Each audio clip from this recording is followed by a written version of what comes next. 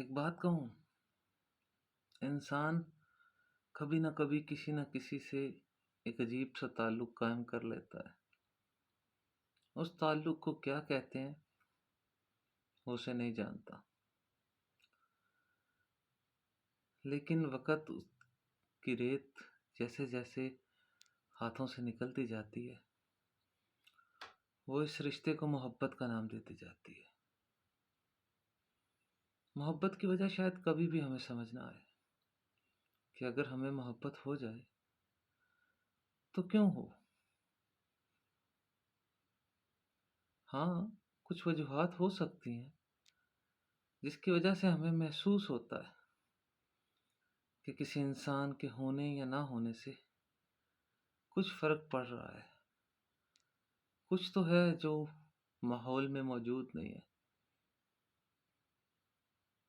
جیسا کہ آپ کو کسی کی ظاہری صورت اچھی لگ سکتی ہے، کسی کا بات کرنے کا انداز آپ کو بھا سکتا ہے، یہ چیزیں آپ کے دل میں جگہ بنا سکتی ہیں۔ کسی کی آواز میں آپ کو جادو نظر آنے لگتا ہے تو کسی کی آنکھیں آپ کو پرکشش لگنے لگتی ہیں، یا پھر کسی کے بالوں کی لمبائی آپ کو بھا جاتی ہے، یا پھر کسی کے دیکھنے کا انداز آپ کو اچھا لگنے لگتا ہے۔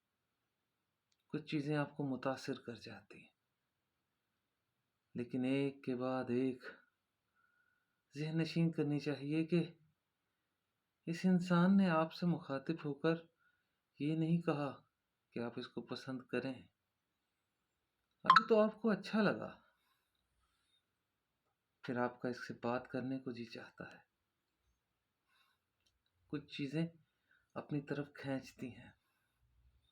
مان لیا کس نے آپ سے بات کر لی، آپ کو خوشی اس بات سے ہو جاتی ہے کس نے آپ کے ساتھ بڑے پیار سے بات کی، حالانکہ ایسا بھی تو ہو سکتا ہے کہ اس نے اپنے آپ کو آپ کے سامنے معزز پیش کیا ہو